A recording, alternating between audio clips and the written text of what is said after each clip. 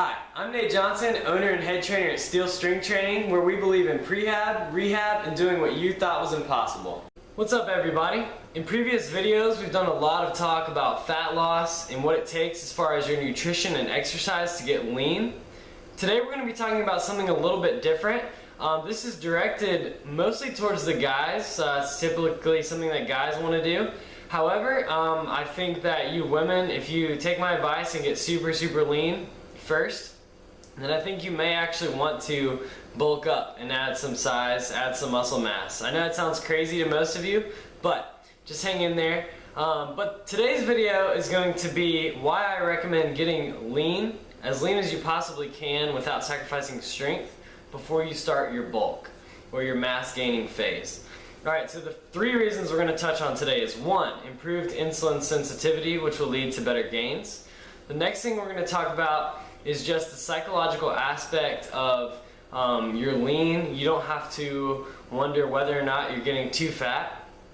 And then the third and final point is that it will make cutting down to the lean physique, once you have the new muscle mass, cutting down to a lean physique is a lot easier because you shouldn't be far from that lean physique in the first place when you finish your bulking phase. I'll explain that in a second, it'll make more sense.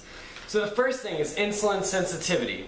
Alright, the leaner you are, the more insulin sensitive you are, which means that your body handles carbs better, your body is primed and ready to put on muscle mass.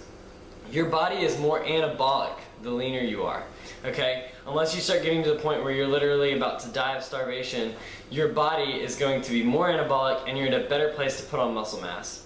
If you take 2 people, they have the exact same genetics, they're doing the exact same nutrition plan, exact same workout, getting the same amount of rest at night, they have the same stress levels throughout the day with work, family, things like that.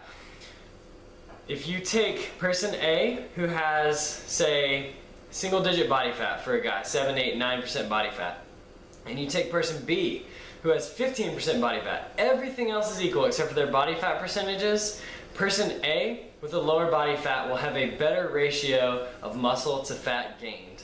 And it's simply because you are more insulin sensitive, your body is primed and ready to put on muscle mass when you're that lean. And as you get fatter, you're actually, your body gets better and better at storing fat. Point number 1. Alright, point number 2. Psychologically, and actually objectively as well, it's going to be easier to track your progress and to see how much fat you're putting on. If you can see some striations in the shoulders, separation between the shoulders and the chest, between the muscles, you see some abdominal definition. Alright, as you put on fat, those things start to disappear, which is fine. Okay, during a bulking phase, we don't mind gaining a little bit of fat as long as the majority of what we're gaining comes from muscle. However, when you're that lean, it's easier for you to monitor your progress and to make sure you're not putting on too much fat. You see, what happens is, if you're at a really lean state, but you're not quite single-digit body fat, you're not at the point where you can really see a lot of abdominal definition and separation in the muscles, there's kind of this tunnel, I like to refer to it as, between about 12 and 18% body fat, where you look no different. When you put on fat from 12% up, it just looks like you're putting on size. So you can't really tell because there's not enough definition to see that definition going away as you're putting on fat. And so you just look the same. You don't look fat, you don't look ripped or anything like that. You look the same. You look like you're adding muscle. It can be deceiving. And so, but what happens is you get to that top end, about 18%, and things start getting a little ugly, and that's when you start seeing, shoot, I'm putting on a little bit more fat than I thought. So, if you start a few pounds below that that tunnel, like I like to call it, when you start seeing a little abdominal definition, separation in the muscles, it gives you a good place to monitor progress. And so, you should slowly see that definition going away, but you should also see muscle being packed on in all the right places, right? Legs, butt, chest, back, arms, shoulders, all that good stuff. So, that was my second point. Point number 3.